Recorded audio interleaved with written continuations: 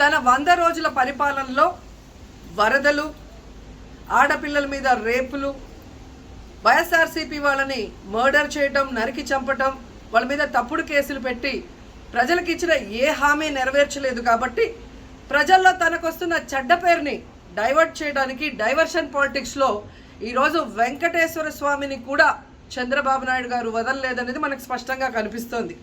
ఎందుకంటే ఆయనకి ఎప్పుడూ అలవాటు, ఎప్పుడెప్పుడు ఆయనకి చెడ్డ పేరు వస్తుందో అప్పుడు ఏదో ఒక ఇష్యూని ఆయనే క్రియేట్ చేస్తాడు.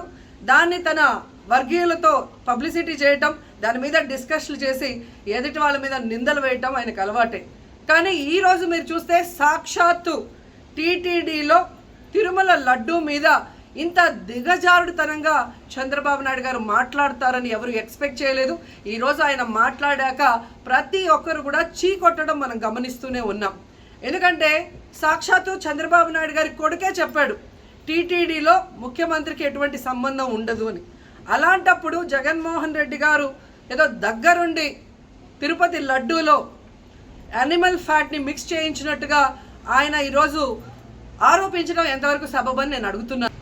ఒక్కసారి మీరు గమనించండి, చంద్రబాబు నాయుడు గారు ముఖ్యమంత్రి అయిన తర్వాత జూన్ 21వ తేదీ ఈవోగా శ్యామలరావు గారు మరి అక్కడికి రావడం జరిగింది.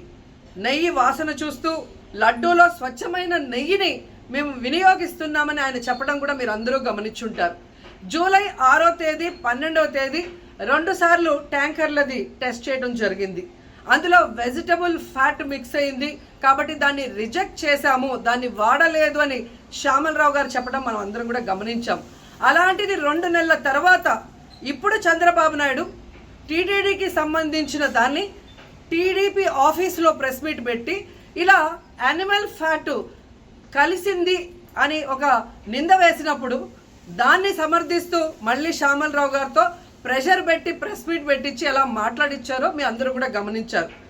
సాక్షాత్తు నారా లోకేష్ గారే చెప్పారు టీటీడీతో ముఖ్యమంత్రికి సంబంధం లేదు అని. అలాంటప్పుడు జగన్ గారి మీద ఎలా నిందలేస్తారని నేను అడుగుతున్నా. ఈరోజు మీ ప్రభుత్వంలో మీ ఈవో ఉండగా మీరు టెస్టింగ్ చేసిన మిల్క్లో వెజిటబుల్ ఫ్యాటా ఇంకో ఫ్యాటా ఉంటే దానికి బాధ్యత ఎవరు? శ్యామలరావు గారా, లేదా ప్రభుత్వంలో ఉన్న చంద్రబాబు నాయుడు గారా, లేదా ఎవరు టీటీడీ బోర్డులో ఉన్న మెంబర్సా? సో ఇది ఒకసారి మనం ఆలోచించాల్సిన విషయం. అంటే ఈవో గారు తాను జాయిన్ అయినప్పుడు ఏం చెప్పాడు, ఈరోజు చంద్రబాబు నాయుడు ప్రెషర్ పెట్టాక ఏం చెప్పాడు అనేది భక్తులందరూ కూడా గమనించాల్సిన విషయం. రెండవది మీరు చూస్తే చంద్రబాబు నాయుడు డైవర్షన్ పాలిటిక్స్ ఎప్పుడూ చేస్తుంటారు. అలాగే ఈరోజు ఆ తిరుమల కొండ మీదకి జగనన్న అధికారంలో ఉన్నప్పుడు మోడీ గారు వచ్చారు, అమిత్ షా గారు వచ్చారు, ఎక్స్ సీజే రమణ గారు వచ్చారు, ప్రెసెంట్ సీజే గారు వచ్చారు. అంతెందుకు చంద్రబాబు నాయుడు ఫ్యామిలీతో సహా వెళ్ళాడు, పవన్ కళ్యాణ్ గారు వెళ్ళారు. లడ్డూలో ఏమాత్రం రుచి తేడా ఉంటే ఆ రోజే వాళ్ళు కంప్లైంట్లు ఇచ్చి ఉంటారుగా, ఎందుకు కంప్లైంట్లు ఇవ్వలేదు?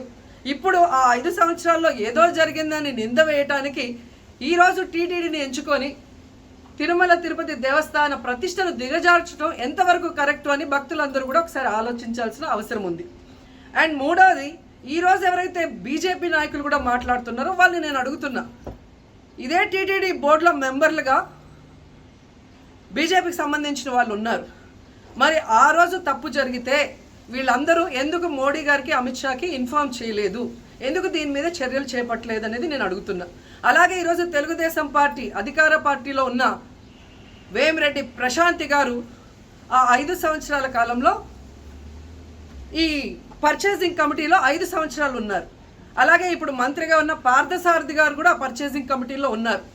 మరి వాళ్ళని విచారించండి, ఆ బోర్డు మెంబర్లందరినీ బయటకు వచ్చి మాట్లాడమని చెప్పండి, తప్పు జరిగిందా లేదా.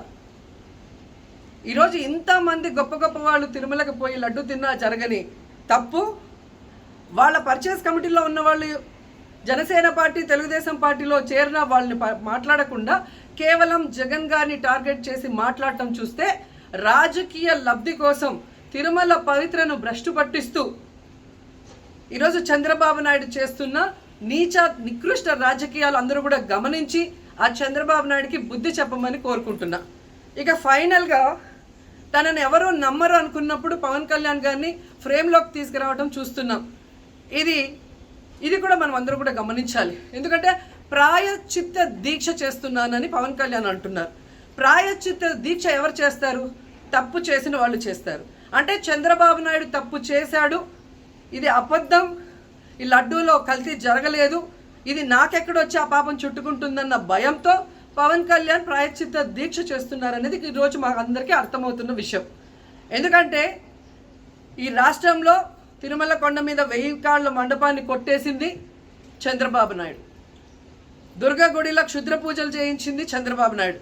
విజయవాడలో 25కు పైగా పవిత్రమైన దేవాలయాల్ని కూర్చింది చంద్రబాబు నాయుడు. పూజల్లో బూట్లు వేసుకొని పూజలు చేస్తూ అన్ని తొక్కేసింది చంద్రబాబు నాయుడు గారు.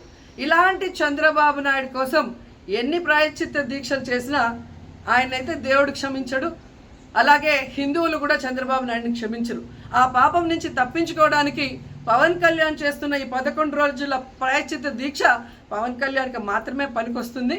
కాబట్టి ఇకనైనా తిరుమల తిరుపతి దేవస్థానాన్ని అడ్డం పెట్టుకొని జగనన్న మీద దుమ్మెత్తి పోసే కార్యక్రమాల్లో ప్రతిష్టగా దిగజారిస్తే తిరుపతి అమ్మాయిగా నేను ఊరుకునేది లేదని కూడా ఈ సందర్భంగా తెలియజేసుకుంటున్నాను.